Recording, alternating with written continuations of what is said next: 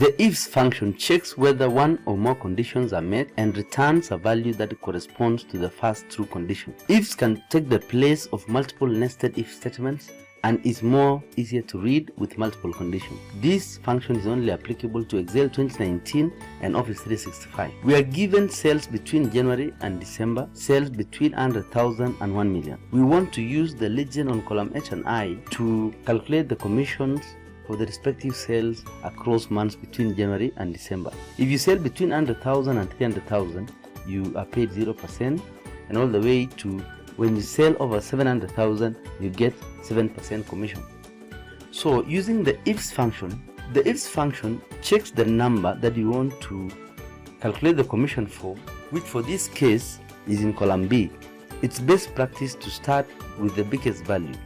So we'll say if B2 is greater than 700,000, then we'll pick 7% times the amount total sales.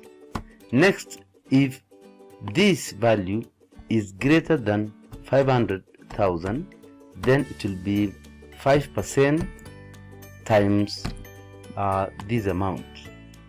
The next will be if this value is greater than 300,000, then we'll multiply it by 3%. Then finally, if this value is greater than 100,000, then we'll multiply this times 0%. Then you close the bracket and press enter. Now you copy downward. Thanks for watching.